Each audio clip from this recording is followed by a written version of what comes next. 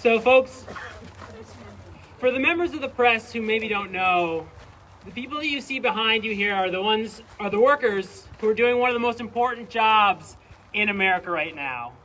They are hoisting themselves into 140-degree attics. They're crawling into damp crawl spaces to do the hard work of making our homes and our businesses more energy efficient. In the coming weeks, thanks to a reckless decision by state regulators, many of the businesses that you see here today are going to face imminent layoffs. We are here to announce that we are going to challenge that decision in Superior Court. Granite Staters pay as much as $6 billion a year on fuel to heat their homes. $6 billion that immediately leave the state and do no further benefit to our economy. For over a decade, New Hampshire policymakers have acknowledged that efficiency is the ` priority for reducing those energy bills for our residents, keeping those dollars in the New Hampshire economy. In 2014, under Governor Hassan, the state issued a 10-year energy strategy that stated, quote, energy efficiency is widely understood to be the cheapest, cleanest, and most plentiful energy resource. Investing in efficiency reduces the state's reliance on imported fuels, provides a boost to the state's economy in creating in-state jobs, and reduces energy costs for consumers and businesses. In 2018, Governor Sununu updated that 10-year energy strategy and said, and again, I quote, energy efficiency is the cheapest and cleanest energy resource. New Hampshire should prioritize capturing cost-effective energy efficiency in all sectors, including buildings, manufacturing, and transportation. Two administrations, one Democrat, one Republican, both focused on the same policy: save residents money by helping them save energy.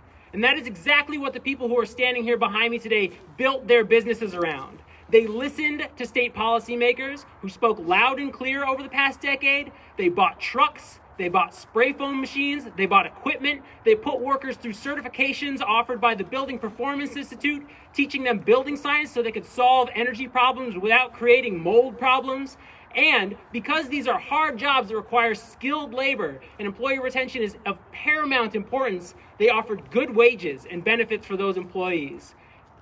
They've got to hold on to their workers. And then, on November 12th of this year, 11 months after a decision was expected, the New Hampshire Public Utilities Commission performed a complete 180 on those 10 years of energy policy precedents. They repudiated not only the governor's energy department's stated position that we should be pursuing the cheapest energy source, but the previous 10 years of consensus from energy policymakers that efficiency programs are good policy.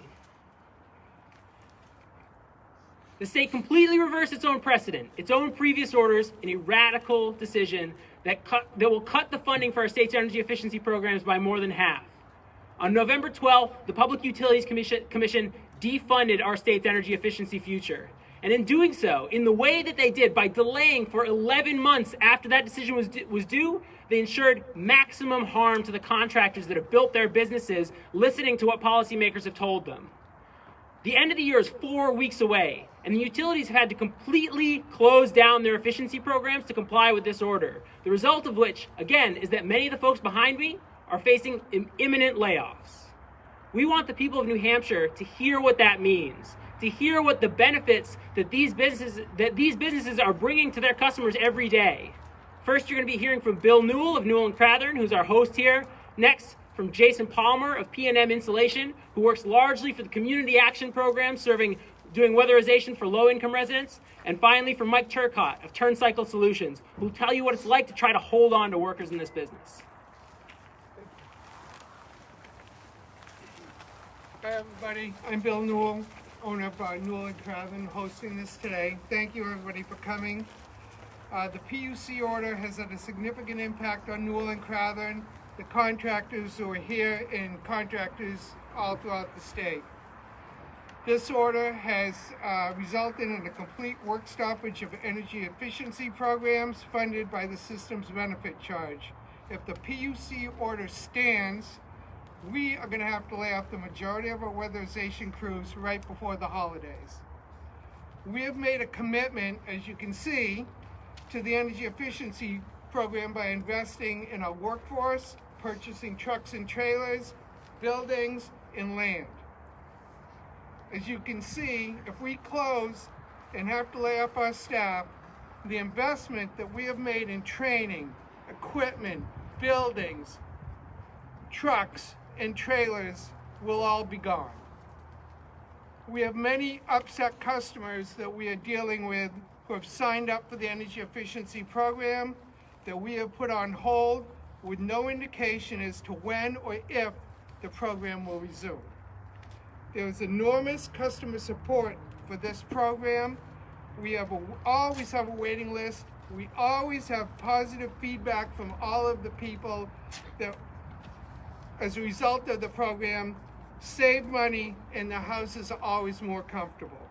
I'm here asking for a stay of the order so that the company can continue to do the important work for the people of New Hampshire with energy efficiency. Jason?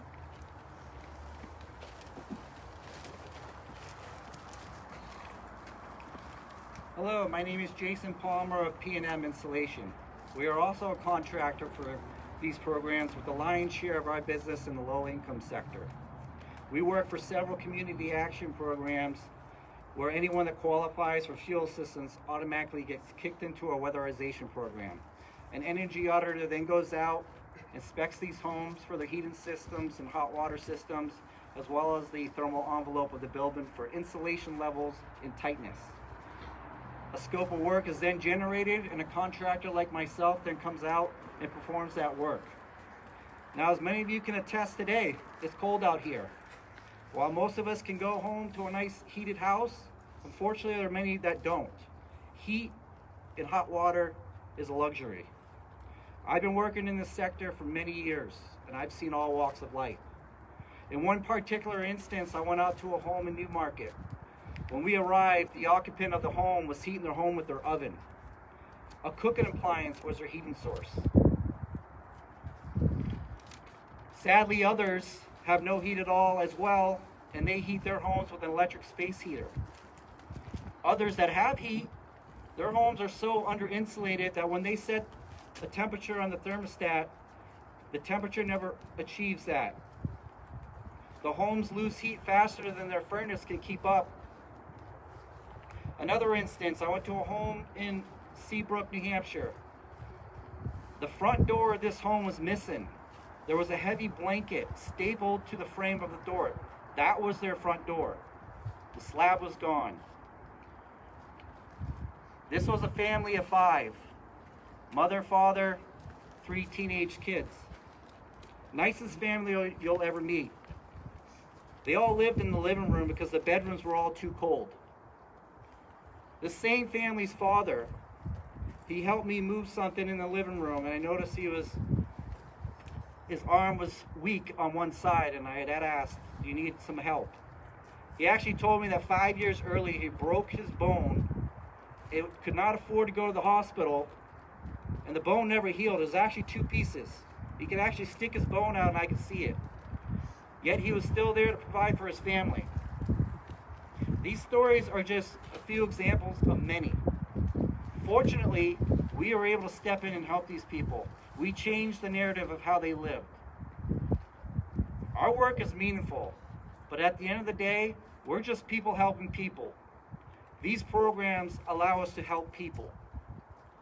Sadly, there are many more people that need our help. I'm hoping these programs can continue so we can continue helping people that desperately need it. Thank you.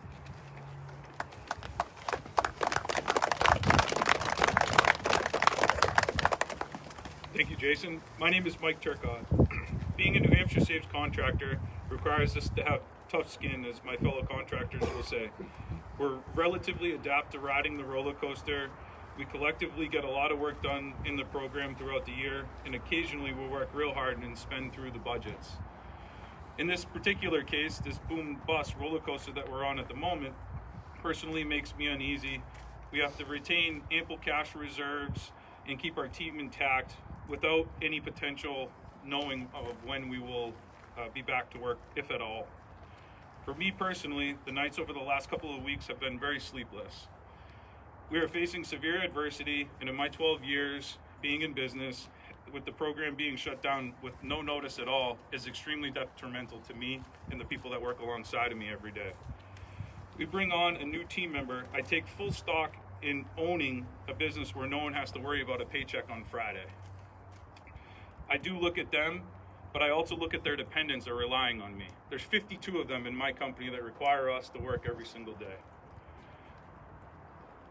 Our team is versatile, flexible, understanding. They know I did not create this, and they know that we will fight and do whatever we need to so that they can get back and fight for us in the field, as my previous counterparts had spoken about. To the consumer, the fickle boom bust created by this shutdown is very hard to explain over the last couple of weeks. You were on a waiting list, but now you're no longer on a waiting list. We don't know if this waiting list is indefinite or if it will come back. At the end of the day, it only makes the consumer look at us as unstable for a market that we didn't really create that instability in.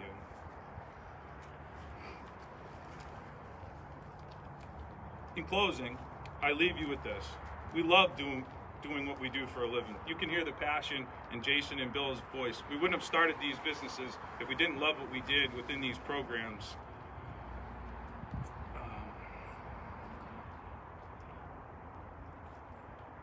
We help residents out of all fiscal incomes, whether it's to save money, save heat, or just make them live more comfortably. And I wouldn't choose to do anything else with the hardworking team members that I have in this immediate group and with my own personal team. Thank you. Rolls literally, I think. My brain's suffering. So what we're here today to announce is that we will be exhausting every legal remedy to overturn this order. We'll be working with our allies to ask for a rehearing through the normal public utilities process. But because regulators have issued this order in such an irresponsible manner, nearly a year behind schedule with no regard for the impact on the businesses that you see here today, we will also be filing a lawsuit in the New Hampshire Superior Court. We will ask the court to continue the energy efficiency program levels at the 2020 funding level, the status quo that was existing before the catastrophic order that they issued that is going to cause destruction of the energy efficiency sector. The order cannot stand, and we will ensure that it's overturned. But as we head into the winter with energy prices spiking, New Hampshire residents need immediate relief. These businesses need to hold on to their workers. Thank you. And we're happy to take any questions you might have.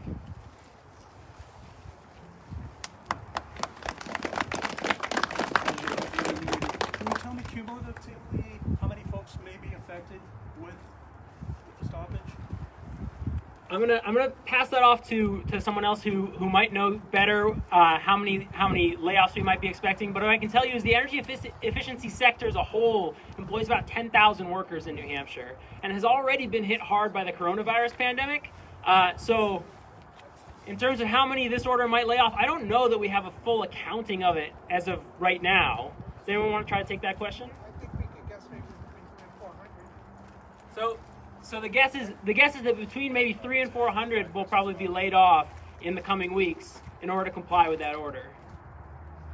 But Sam, there's 600 families that won't get their renovations done because of the order. So it's more than 300 employees. It's the 600 families that get the immediate hit. So the answer there was that there are 600 families that have had their projects canceled as a result of the order. I think what you're hearing here today is that we haven't even had a chance to take stock of all the impacts that this order is going to have. And if it's allowed to take effect, who really knows is the real answer. But certainly the effects are going to be catastrophic for this sector. Mr. Newell? Yes. Do you agree? That's a good question. I'm more upset because I have two of my employees upstairs right now calling customers, telling them that we cannot do the work. And they're extremely upset. They thought we were going to come out and do it. So I'm upset that my employees might get laid off. And once we lay them off, it takes 2 to 3 years to train someone to do this job. There's a hot job market. They won't be coming back. So I don't know how long it's going to take to ramp back up if we shut this down.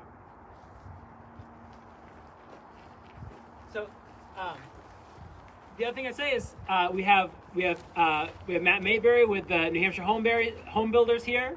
There's also a number of legislators behind me. So if you want to grab anyone individually to talk to them after the fact, happy to make the space to do that.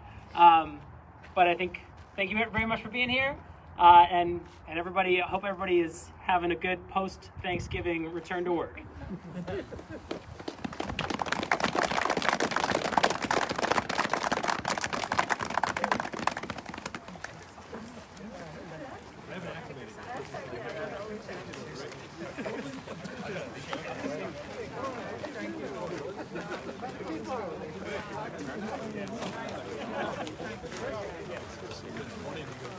Yeah.